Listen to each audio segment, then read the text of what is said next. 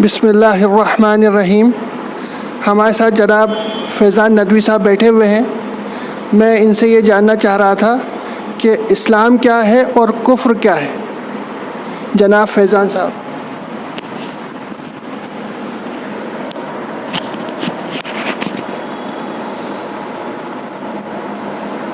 السلام علیکم ورحمۃ اللہ وبرکاتہ۔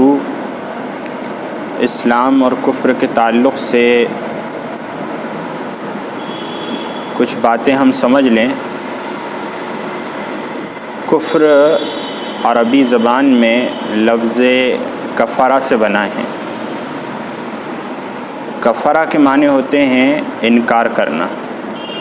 کسی بھی چیز کا جب ہم انکار کر دیں گے کہ ہم اس کو سرے سے مانتے ہی نہیں ہیں تو وہ انکار کرنے کے لیے اور عربی میں کفر یعنی کفرہ استعمال ہوگا۔ کہ کوئی شخص ہے وہ اللہ تعالیٰ کی ذات کا، کہ اللہ تعالیٰ ہے اور تنہا ہے، اس ذات کا ہی انکار کر دے، ہے نا، تو وہ کفر کہلایا جائے گا۔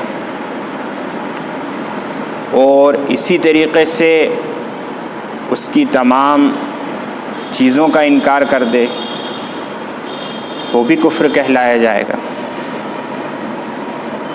دوسری بات اسی کے ساتھ ہے جس کو ہم سمجھیں تو دونوں باتیں زیادہ سمجھ میں آئیں گی۔ اسلام ایک طرف تو ہو گیا کفر یعنی انکار کرنا، اللہ تعالیٰ کی ذات کو نہ ماننا، اللہ تعالیٰ کی حیثیت اور حقیقت کا انکار کر دینا۔ دوسری طرف اسلام ہے یعنی اپنے آپ کو سلنڈر کر دینا، یعنی اللہ تعالیٰ کو خالق و مالک سمجھنا، اس کے احکامات، اس کے قانون، اس کے بتائے ہوئے طریقے، اس پر چلنا، اس کی فرما برداری کرنا، جس کو قرآن پاک میں سورہ مائدہ کی آیت نمبر 44 میں اللہ نے ذکر فرمایا ہے۔ اعوذ باللہ من الشیطان الرجیم، بسم اللہ الرحمن الرحیم، ومن لم يحكم بما انزل اللہ فاولئک هم الکافرون۔ اللہ تعالیٰ فرماتے ہیں کہ ومن لم يحكم، جس نے فیصلہ نہ کیا، بما انزل اللہ، جو اللہ نے اتارا ہے نا، اللہ تعالیٰ نے قرآن پاک اتارا، اس میں اللہ تعالیٰ نے اپنے قوانین، اپنے احکامات وہ بتائے، اس کے مطابق فیصلہ نہ کیا تو وہی لوگ انکار کرنے والے ہیں۔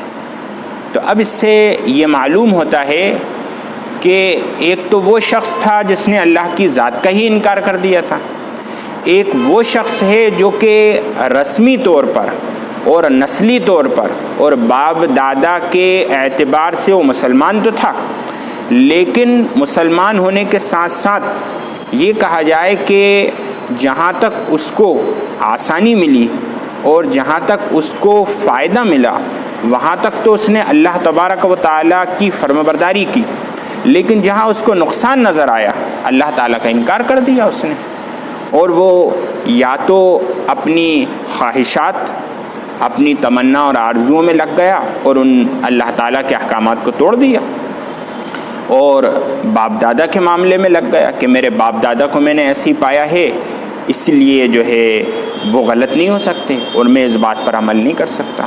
تو اس اعتبار سے اگر ہم دیکھیں تو جو کافر شخص ہوگا، ہے نا، یعنی انکار کرنے والا جو کافر ہوگا وہ کئی طریقے کے ہوں گے۔ ایک تو وہ ہوگا جو کہ اسلام کو مانتا ہوگا 80%، لیکن 20% جو ہے اسلام کا انکار کرنے والا ہوگا، گویا کہ وہ اسلام کی چند چیزوں کو مانتے ہی نہیں ہے، قبول ہی نہیں کرتا، ہے نا۔ اسی طریقے سے کچھ وہ ہوں گے جو 50% ہوں گے کہ 50% تو اسلام کی چیزوں کو مانتے ہیں اور ان کو لانا چاہتے ہیں، ایسے بہت سے ہیں۔ جیسے مثال کے طور پر اگر ہم یہ کہیں کہ بھئی شراب غلط ہے نا، نشہ حرام ہے، شراب حرام ہے، زنا حرام ہے نا، اور غیر محرم کو دیکھنا حرام ہے، اور جس طریقے سے شادیاں ہو رہی ہیں، جس طریقے سے معاملات ہو رہے ہیں، جس طریقے سے جھوٹ کا بازار گرم ہے، یہ سب چیزیں حرام ہیں، تو وہ یہ کہے کہ بھئی میری تجارت نہیں چل سکتی ہے، اور یہ کہا جائے کہ اگر میں ان تمام چیزوں کو فالو کروں گا تو دوسرے یعنی حکومت کے بنائے ہوئے قانون جو ہے ان کو توڑ دیا جائے گا، مجھے جیل ہو جائے گی، تو ایسا شخص بھی کافر ہے۔